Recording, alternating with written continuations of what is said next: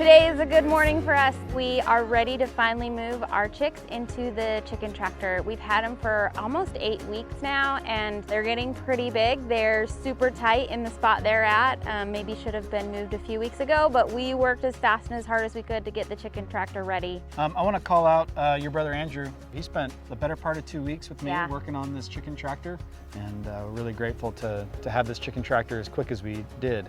And that's mainly because Andrew is here. So thank you, Andrew. You're the best. Am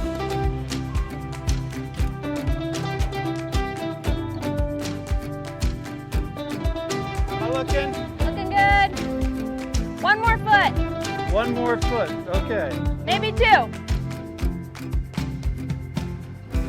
Perfect. Okay.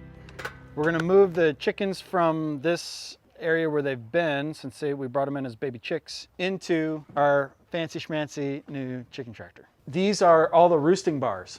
And so there are 1, 2, 3, 4, 5, 6, 7, 8 roosting bars that run the length of this thing. If you come over this way, you can see we have a built-in nesting box, and then we actually access them from outside the coop here.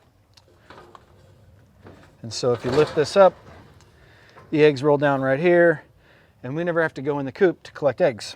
Then we put hog wire panels, these kind of 6-inch sturdy hog wire panels down that provide some rigidity, and then a little 1-inch welded wire on top of that. We want that poop to fall through so that it fertilizes the ground, and we're gonna move this every couple of days. And so we're fertilizing every spot of ground in our pastures, increasing the pasture health while keeping everything clean and our chickens happy.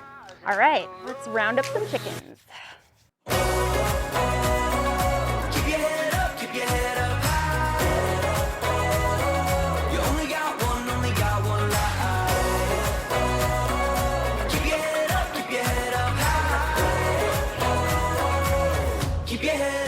Keep your head up, the sun's setting on me.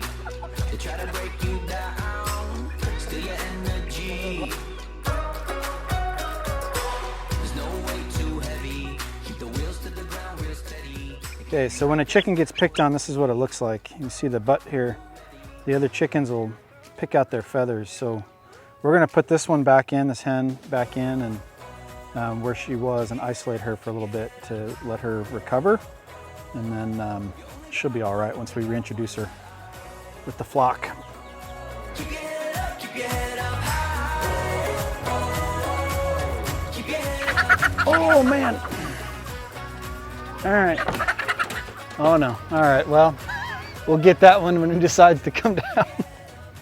Well, that went just about as good as we could have hoped. So our plan for the next few days, this is a new space for them, and so they kind of need to get used to that, get used to kind of walking around on the netting. And so we're going to keep them in this coop just for probably 2, maybe 3 days. They have plenty of room in there. They'll have food, they'll have water, but we just want them to realize that this is home now.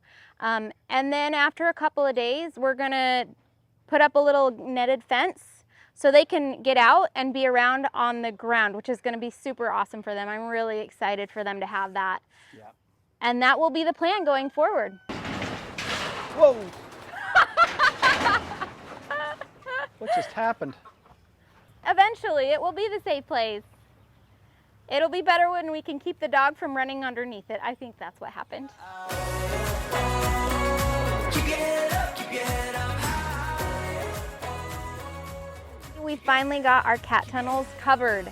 So we've been living with them, just the frames, all season, and that's worked really great for us. We've been able to trellis our tomatoes up to the frame, but now we have the poly sheeting over the top of it, which is going to do a lot for us. So in the shoulder seasons of spring and fall, this is going to trap heat and keep the air inside warmer, the ground warmer, so we will be able to plant earlier and go later into the fall every season.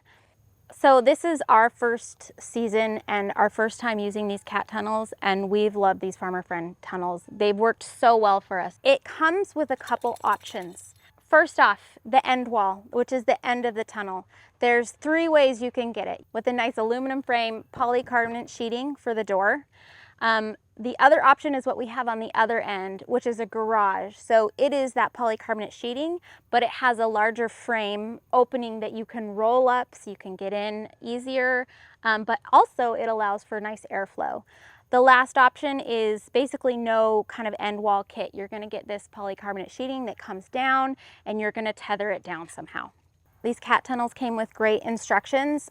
We had a few extra friends here to help us assemble, and they went up pretty easily and quickly. We had a portion of a tunnel that we had up across the way here that we realized wasn't the right spot. So we quickly disassembled and moved it, and it was flawless. It worked great. One of the first chefs that we had out to the property was Chef Matt Cooper from Conifer. And he has been gracious enough to allow us to come and do an interview with him and talk to him a little more about local food systems.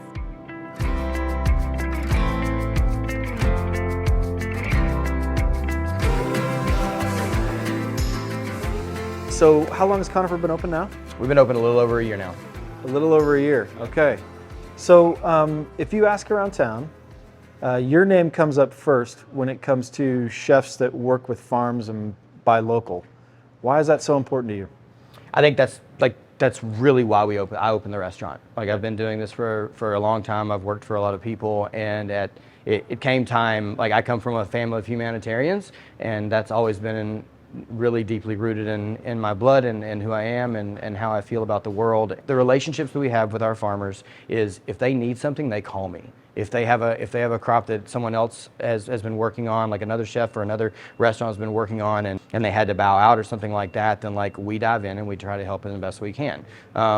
And we try to be as local as we can, and then after that we're as sustainable as we can, and then as regional as we can. Yeah. So my experience with that, when we were first getting started, I think we had 2 field blocks planted. Right. Yeah. I remember. Yeah. But we got introduced by a local Yeah. friend or a mutual friend, and you came out to the farm. Yeah.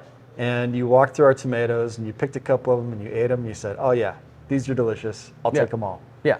And for a first-time grower like me, that was like, it was like this world-changing moment for me. Yeah. That someone like you tasted what we were growing, thought it was good, and that you wanted it in a place like this. That felt amazing. It really was meaningful.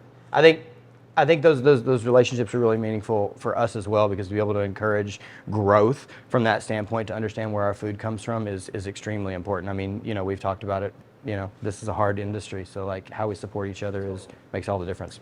Using local produce and buying from local farms isn't easy, and it affects your menu, and because there's seasonality. And, right. So I was here last week, and the menu is totally different than when you were serving peaches and cucumbers over the summer. Right. How do you have to adjust the way you run your restaurant in order to support local farmers?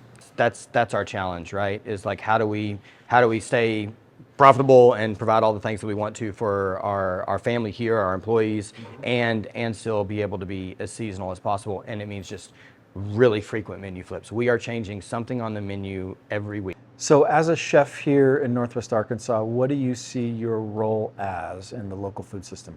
So I think my role is what I talked about in the beginning, is that of a humanitarian and that of a community builder. It's about building the bigger food movement and the bigger understanding about where food comes and why it's important to support local places instead of just going to the store and getting something off the shelf. Take the extra time to do that, because it makes a huge difference, not only in our local economy, but in the people's lives that you're buying it from. I think our job really together is to change hearts and minds. Right. Exactly. What it means to support local. Yeah. And I love the amount of touch points that you're creating in our community to do that. So thank you for your work. We really do appreciate it. It takes a village. Like it absolutely takes does. farmers like you, and it takes farmers that I've worked with in the past, and that's the one thing, is like, we're only successful if we're successful together. Yeah. Amen. Awesome. Well, thank you for your time today. Yeah, brother. It's great Yeah. to be here in your beautiful restaurant. Yeah, thank you. If you haven't been to Conifer yet, please come check it out. You'll get a taste of Tuckaway Farm, as well as many other great local farms here. We're hoping it makes a big difference with the compaction in this next bed. Putting in concrete today for a material station. Behind us is a little bit of a pet project we're pretty excited about.